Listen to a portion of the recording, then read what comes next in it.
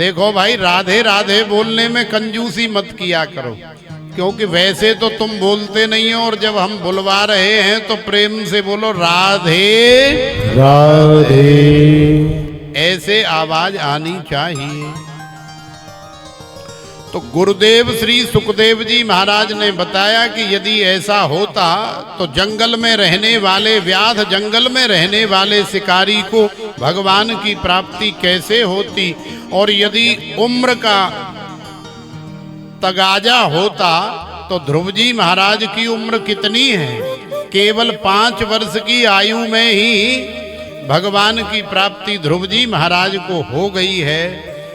और यदि बहुत ज्यादा पढ़े लिखे वाली बात होती तो महाराज ये मीराबाई, कबीर दास जी, रैदास जी, गुरु नानक देव जी और भी न जाने कितने महापुरुष संसार में ऐसे हुए और आज भी हैं कि जिन्होंने कभी स्कूल का मुख नहीं देखा और आज लोग उनके साहित्य पर पीएचडी कर रहे हैं, रिसर्च कर रहे हैं, खोज कर रहे हैं।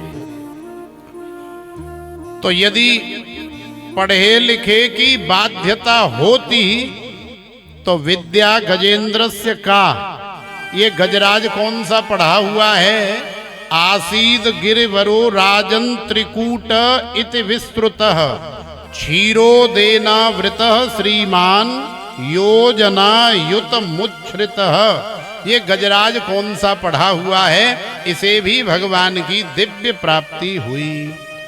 और महाराज यदि ज्यादा बाहुबली वाली बात होती तो उग्रस्य किम पौरुषम, कंस ने 2 रहपटे मार के उग्रसेन जी को अंदर कर दिया था। और भगवान जब कंस को मार करके आए तो सबसे पहले छाती से उग्रसेन जी को ही लगाया, बाद में माता पिता के पास में गए। और यदि ज्यादा सुंदरता वाली बात होती तो कुब्जायाह किम तत्र रूपमधिकम किम तस्सु दाम्नो धनम। ये कुब्जा, ये सैरंध्री, ये कंस की दासी महाराज कौन सी सुंदर है, लेकिन भगवान ने इसके अंदर भी सुंदरता देख ली और कह दिया अरे सुंदरी, अरे सुंदरी, हाँ हम तुमसे ही सुंदरी कह रहे हैं।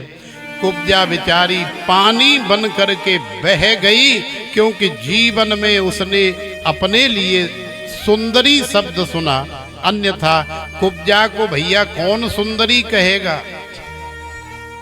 3 जिसकी कमर में इतने मोटे मोटे कुबड़ निकले हों, बुढ़िया मैया हो, चेहरे पर झुर्रियां पड़ी हों, ऐसी को कोई सुंदरी कहेगा? तो आखिरकार भगवान की वाणी क्या वृथा है? भगवान ने उसे देख करके सुंदरी क्यों कहा? तो इसका कारण ये है कि भगवान तुम्हारी गोरी या काली चमड़ी नहीं देखते, भगवान तुम्हारा शरीर कैसा है, तुम्हारा रूप रंग, तुम लंबे हो कि मोटे हो कि पतले हो कि काले हो कि पीले हो कि नीले हो, ये सब नहीं देखते। तो भगवान क्या देखते? भगवान देखते हैं कि तुम्हारा हृदय कितना पवित्र है, तुम्हारा हृदय कितना निर्मल है, कितना कोमल है। तो भगवान तुम्हारे अंदर की सुंदरता देखते। भगवान ने कुब्जा का हृदय पवित्र देखा और भगवान से रहा नहीं गया तो कह दिया अरे सुंदरी। तो कुब्जायाह किम तत्र रूपमधिकम। और रही महाराज धन की बात, तो किम तस्सु दाम्नो धनम। ये सुदामा के पास कौन सा संसार का धन है, कौन सा संसार का वैभव है। अरे आज 2 रोटी मिल गई तो अब सांझ को मिलेंगी के नाय मिलेंगी, जो बात की कोई पक्की गारंटी सुदामा जी के यहाँ नहीं है। और कल भी मिलेंगी के नाय मिलेंगी, कोई गारंटी नहीं। कई दिन तो सुदामा जी के यहाँ ऐसे आते हैं कि भगवान को केवल जल का ही भोग लगा करके और स्वयं भी जल ही पान किया जाता है। सुदामा जी के घर में तो रोज एकादशी मनाई जाती है और वो भी एकदम से निराहार।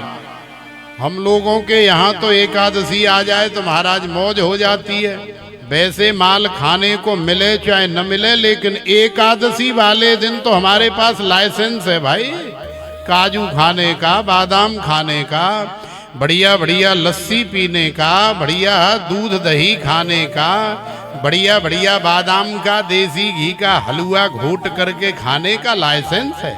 आज एकादशी है ना, एकादशी कर रहे हैं, बढ़िया रामदाने की, साबूदाने की, और एक और वो छोटा सा कौन सा चावल होता है, समा के चावल, तो बढ़िया बढ़िया खीर खाने की, बढ़िया बढ़िया कस्टर्ड फल काट काट करके बढ़िया बनाने की लाइसेंस है। आज एकादशी है ना, तो ये एकादशी नहीं है।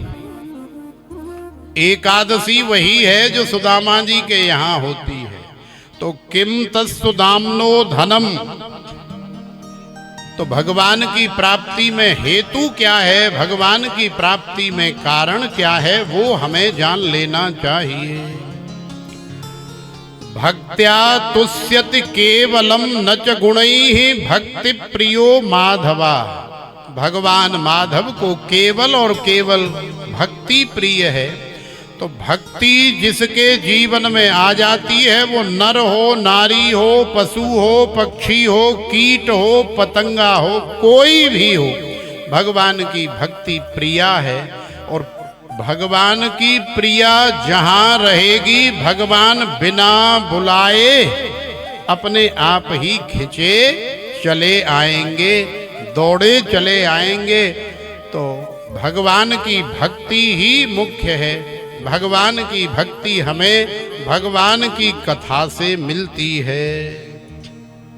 तो प्रेम से बोलो राधे राधे। और जब अच्छे कुल खानदान की बात आई, ब्राह्मण वर्ण की बात आई, तो राजा ने पूछा कि हे गुरुदेव, आपने हमें बताया कि विदुर जी महाराज ब्राह्मण नहीं थे, बड़े खानदान वाले नहीं थे। विदुर जी महाराज जो है एक दासी के पुत्र थे, शूद्र वर्ण के थे, लेकिन फिर भी उन्हें भगवान की अद्भुत अलौकिक प्राप्ति हुई।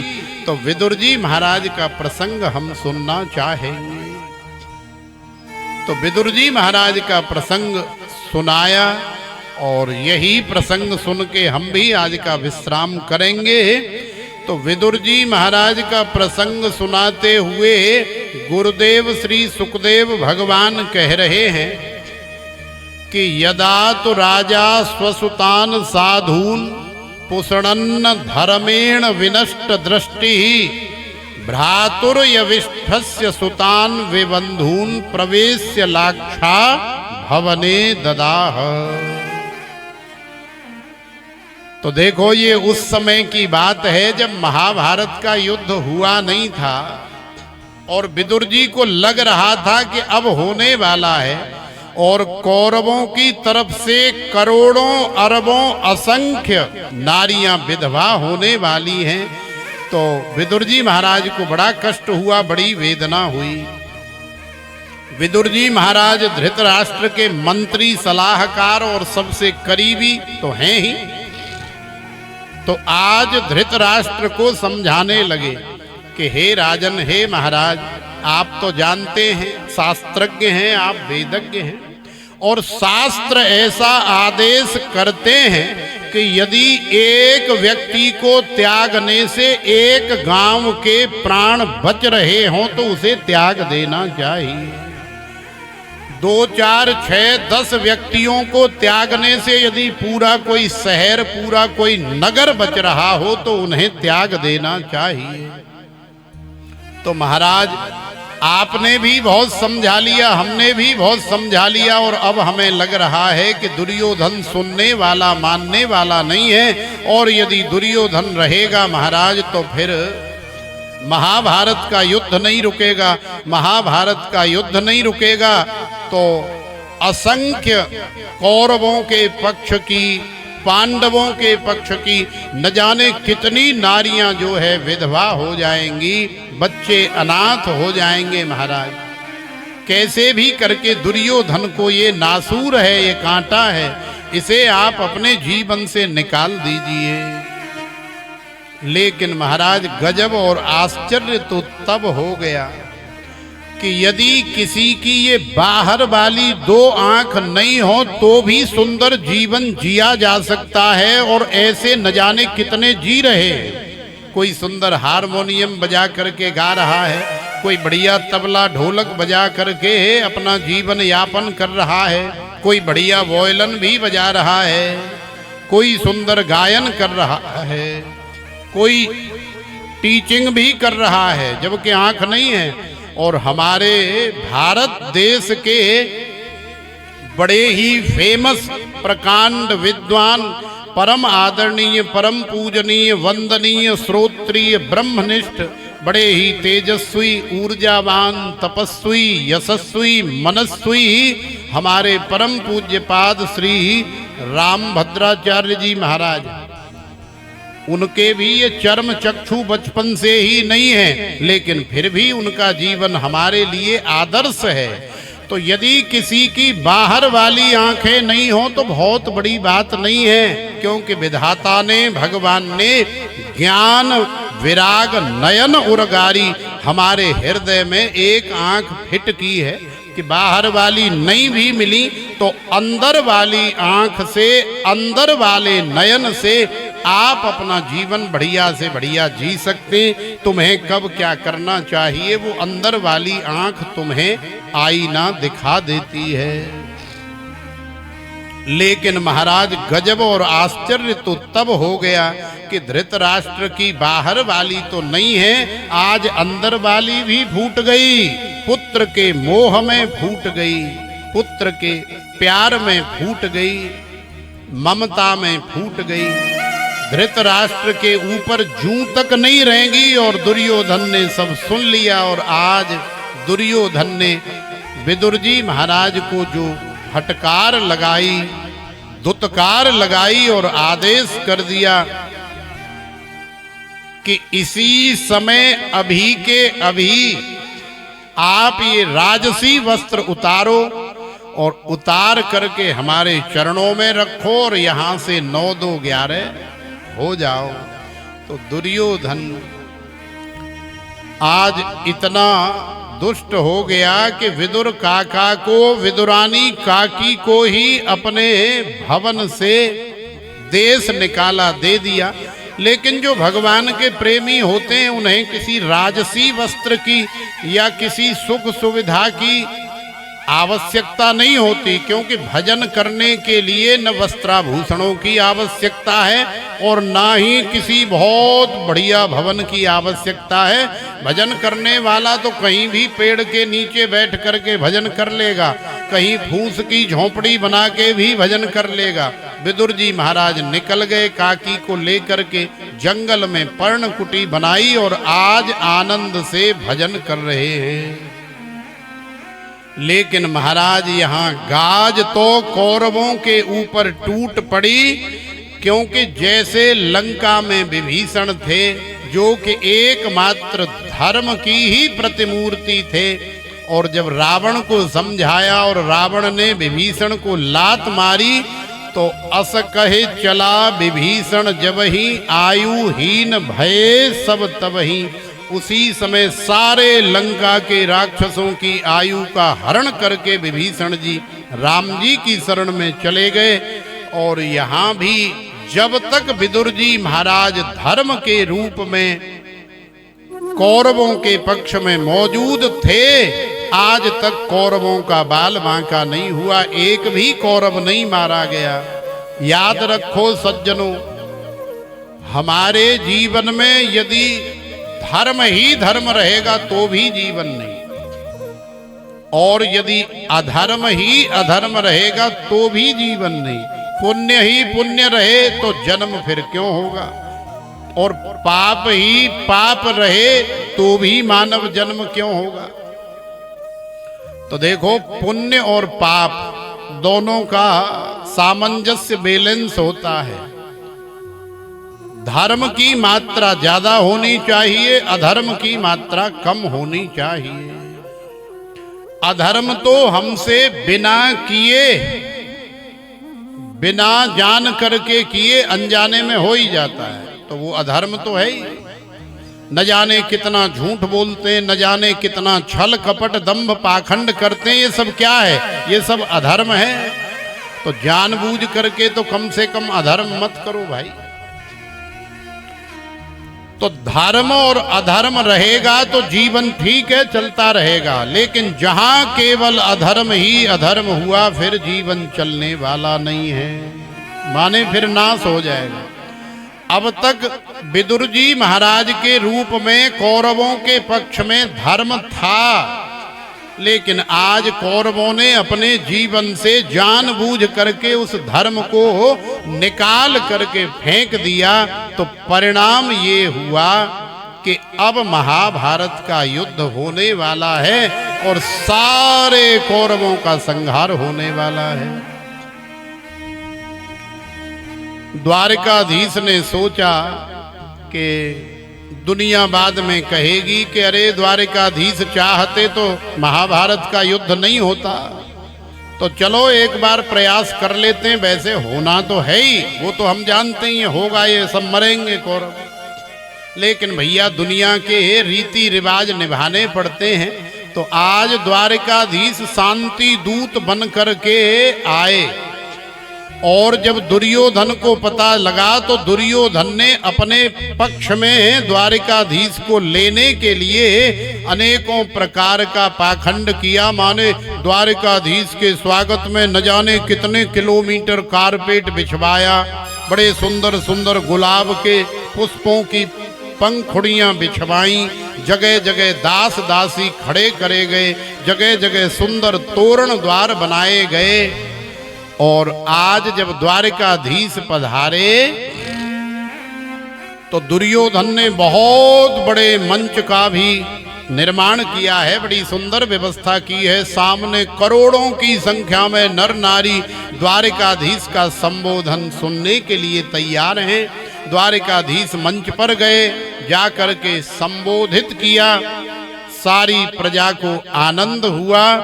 और अब जब संबोधन समाप्त हो गया मिश्रा जी, तो दुर्योधन ने कहा कि हे द्वारिकाधीश अब चलो सीधे। कहाँ चलो?